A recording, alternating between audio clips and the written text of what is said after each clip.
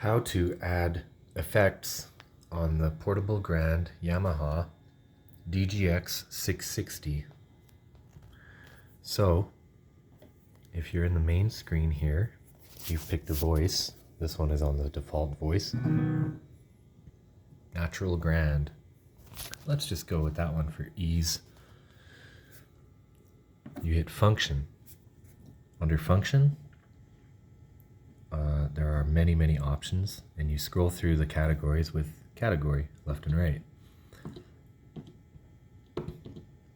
To get to the interesting effects, you can choose, you have to find a main reverb level, which if I dial that up, you get a lot of reverb there. I'll crank that one back down. Main chorus level, you have that. And DSP. Here's where some of the interesting effects are. I don't know what DSP means or stands for yet. I'm still learning the piano. I'm sure I'll come across that at some point. DSP is off by default on natural grand. On some instruments, on some voices, I should say, the DSP is on by default. I've noticed. So we've set that to on. So now we'll category to the right again. And here are the types. So there are so many different types. The list actually really just goes on and on.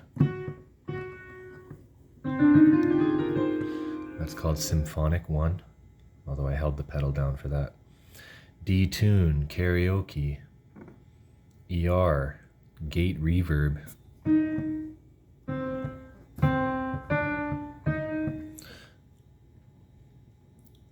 So, flanger.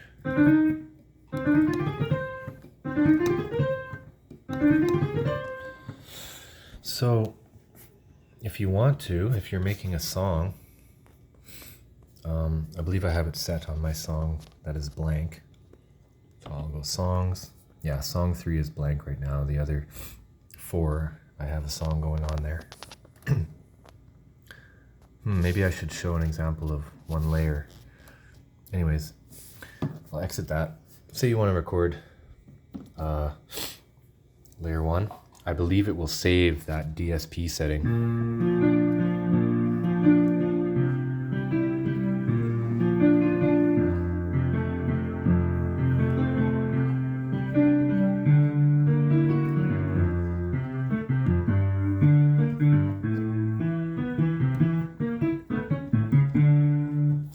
Anyways, so yeah, let's just save that little thing we made.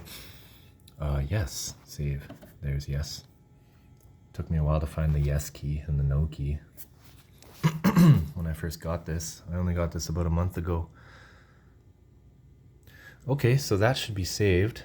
So now let's pick a different voice for our second layer. I like the guitar sounds that they have on this keyboard. So then I could go for layer 2. Now since we picked a new voice, the DSP settings that were under the function screen there, they don't carry over to a new voice. We'd have to go into function again and change those. But yeah, as soon as I hit the first key here, it should also play back R1 there, which we just made.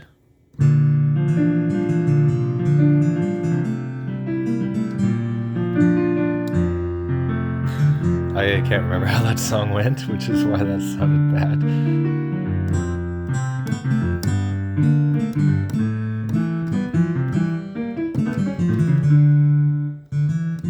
Anyways, so that would be layer 2.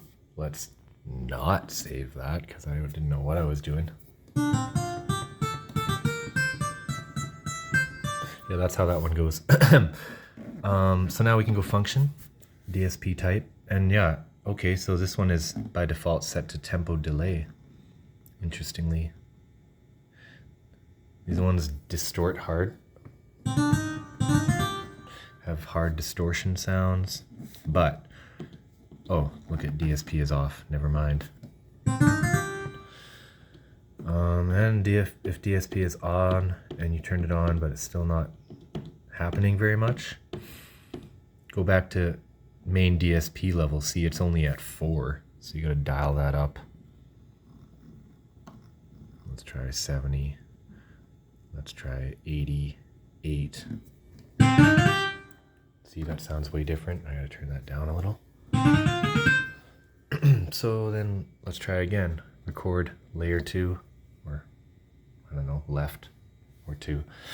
Those 2 layers, I found out after you've recorded them, you can change the voice of them afterwards, after the fact.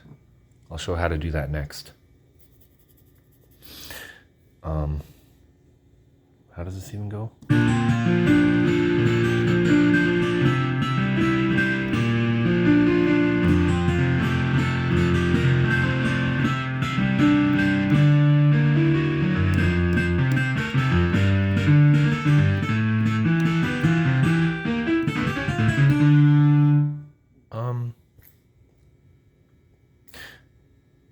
That was interesting because I feel like layer 1, R1, also became distorted when I did that just now. That's unusual. I'm not sure why that happened. Because I'm still learning this keyboard. And so showing this tutorial is actually more of a learning process for me.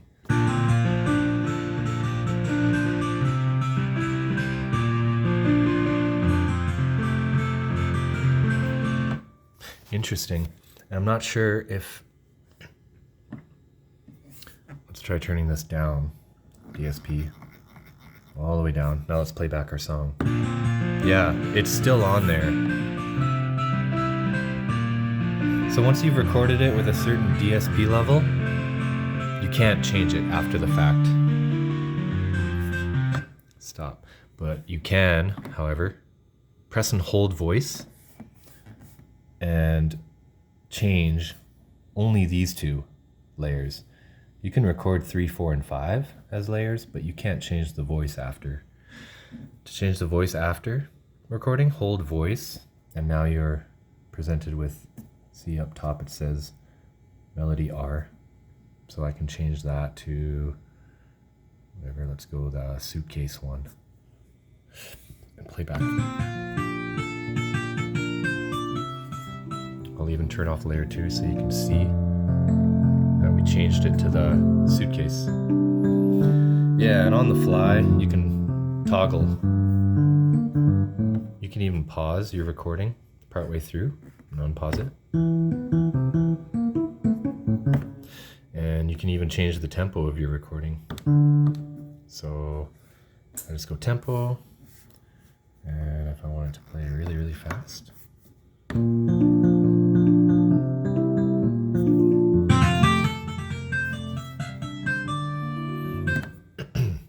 that's useful for a couple of things. If you've recorded a long song, you can just crank this and get to the end of the song to hear the part that you recorded near the end, and then slow it right down, because on the fly you can